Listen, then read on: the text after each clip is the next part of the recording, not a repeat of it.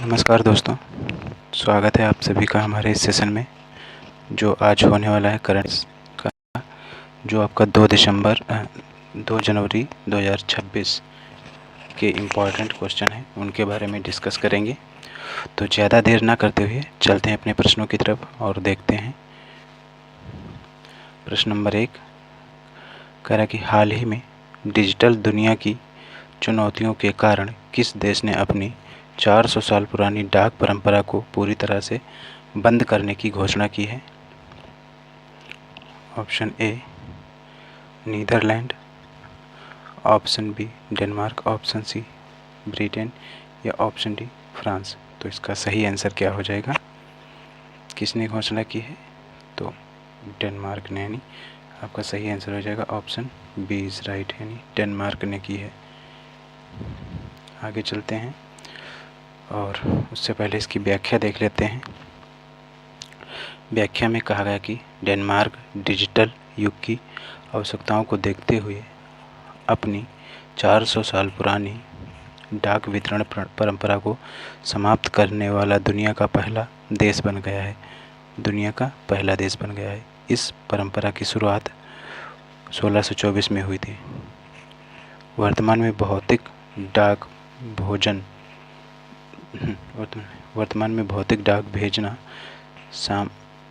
भेजना समय लेने वाला और महंगा होने के कारण सरकार ने यह कदम उठाया है।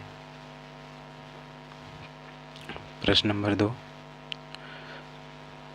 रूस द्वारा वोस्तोचन स्पेसपोर्ट से लॉन्च किए गए सोयूज 2.1B रॉकेट के संदर्भ में निम्नलिखित कथनों पर विचार कीजिए। कथन 1 है, इस रॉकेट के माध्यम से कुल 52 उपग्रहों को अंतरिक्ष में भेजा गया है। नंबर 2, इसमें असेट 2T नामक पृथ्वी अवलोकन उपग्रह भी शामिल है।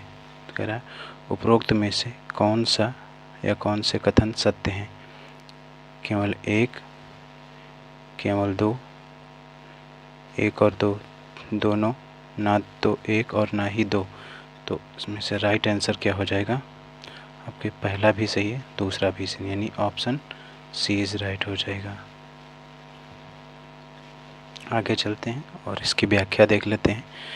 व्याख्या में क्या कहा गया है कि रूस ने हाल ही में अपने वोस्तोचन स्पेसपोर्ट से सोयूज 2.1B रॉकेट को सफलतापूर्वक लॉन्च किया है, जो 52 उपग्रहों को अपने साथ ले गया है।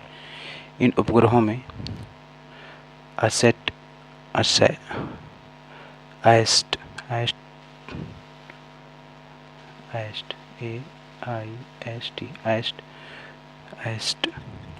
2T नामक एक महत्वपूर्ण पृथ्वी अवलोकन उपग्रह भी शामिल है। प्रश्न नंबर 3 हाल ही में बांग्लादेश की किस पहली महिला प्रधानमंत्री का निधन हो गया है, जिन्हें BPN पार्टी के संस्थापक के रूप में भी जाना जाता है? Option A Sheikh Hasina, option B Khaleda Zia, option C Shirin Sharmin Chaudhary और ऑप्शन डी बेगम रोशन इरशाद। तो आपका सही आंसर क्या हो जाएगा? ऑप्शन बी खालिदा जिया जो हैं इनका निधन हुआ है। Option B is right. आगे चलते हैं और इसकी व्याख्या देख लेते हैं। बांग्लादेश की पहली महिला प्रधानमंत्री खालिदा जिया का हाल ही में निधन हो गया है।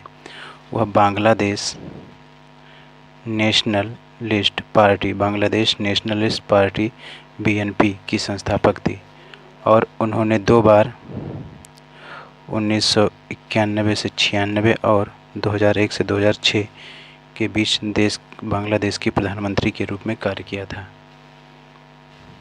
अब आगे चलते हैं और प्रश्न नंबर 4 देखते हैं। कहा गया कि इजराइल सरकार द्वारा वर्ष 2026 के लिए घोषित शांति पुरस्कार के संबंध में कौन सा कथन या तथ्य सही है? ऑप्शन ए, यह पुरस्कार नरेंद्र मोदी को दिया गया है। ऑप्शन बी, यह पुरस्कार पाने वाले डोनाल्ड ट्रंप पहले गैर इजरायली व्यक्ति होंगे। ऑप्शन सी, यह पुरस्कार केवल सैन्य अधिकारियों को दिया जाता है। ऑप्शन डी, इस पुरस्कार की घोषणा बेंजामिन नेतन्याहू ने वाशिंगटन में की थी। तो सही आंसर क्या हो जाएगा आपका राइट आंसर हो जाएगा ऑप्शन बी, यानी यह पुरस्कार जो है पाने वाले डोनाल्ड ट्रंप पहले गैर इजरायली व्यक्ति बने हैं। आगे चलते हैं और इसकी व्याख्या देखते हैं। व्याख्या में क्या कहा गया है कि इजराइल सरकार ने 2026 के शांति पुरस्कार के लिए डोनाल्ड ट्रंप के नाम की घोषणा की है। बेंजामिन नेतन्याहू द्वारा घोषित यह सम्मान प्राप्त करने वाले डोनाल्ड ट्रंप पहले गैर इजरायली व्यक्ति बनेंगे। अगले क्वेश्चन है कि हुरन इंडिया रिच लिस्ट 2025 के अनुसार भारतीय प्रोफेशनल मैनेजरों की श्रेणी में शीर्ष स्थान किसे प्राप्त हुआ है। तो ऑप्शन ए, सत्या नडेला को माइक्रोसॉफ्ट के संस्थापक हैं। और ऑप्शन बी, सुंदर पिचाई जो गूगल के CEO हैं। ऑप्शन सी, जयश्री उल्लाल जो कि अरिस्टा नेटवर्क्स के संस्थापक हैं या CEO हैं। और नील मोहन यूट्यूब के CEO हैं। तो आपका सही आंसर क्या हो जाएगा, आपका राइट आंसर हो जाएगा ऑप्शन सी, जयश्री उल्लाल जो कि अरिस्टा नेटवर्क्स के CEO हैं। आगे चलते हैं, उसकी व्याख्या देख लेते हैं। व्याख्या में कहा गया है कि हुरन इंडिया रिच लिस्ट 2025 में भारतीय प्रोफेशनल मैनेजरों की श्रेणी में अरिस्टा नेटवर्क्स की जयश्री उल्लाल को सबसे अमीर मैनेजर के रूप में शीर्ष स्थान मिला है। प्रश्न नंबर 6, 13वें मोहम्मद बिन राशिद अंतर्राष्ट्रीय खेल पुरस्कार में ग्लोबल लाइफटाइम अचीवमेंट अवार्ड से किसे सम्मानित किया गया है। Option A, Andres Iniesta. Option B, Cristiano Ronaldo. Option C, Novak जोकोविच। ऑप्शन डी,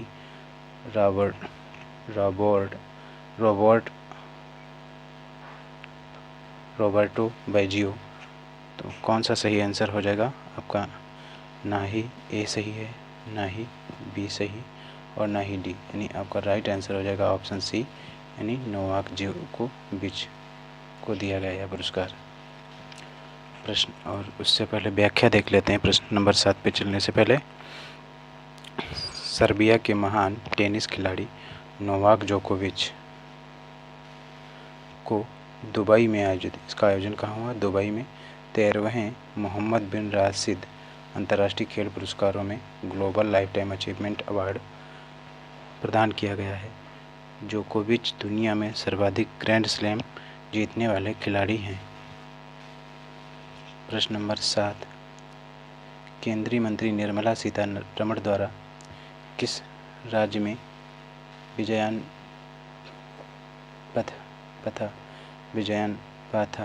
पथा लैब्स का उद्घाटन किया गया है, जो छात्रों में AI स्टेम शिक्षा को बढ़ावा देगी। ऑप्शन ए, तमिलनाडु में। ऑप्शन बी, कर्नाटक में। ऑप्शन सी, तेलंगाना में। ऑप्शन डी, केरला में। तो आपका सही आंसर हो जाएगा ऑप्शन बी, यानी कर्नाटक में। आगे चलते हैं और व्याख्या पे ध्यान देते हैं।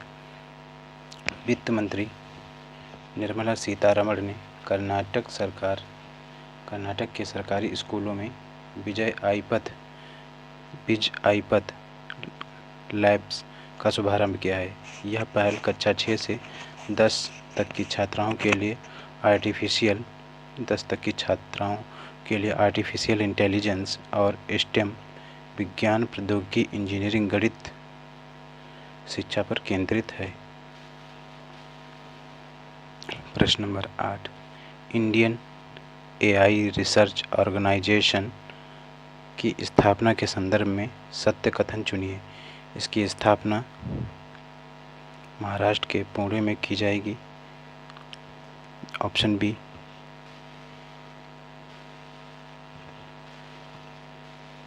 यह गुजरात की गिफ्ट सिटी में पीपीपी मॉडल पर आधारित भारत का पहला एआई संस्थान होगा।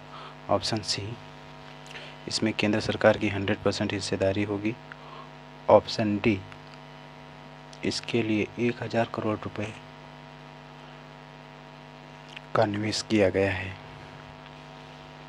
तो आपका सही आंसर क्या हो जाएगा? ऑप्शन बी सही आंसर हो जाएगा कि इसमें जो है वो गुजरात की गिफ्ट सिटी में पीपीपी मॉडल पर आधारित भारत का पहला एआई संस्थान होगा।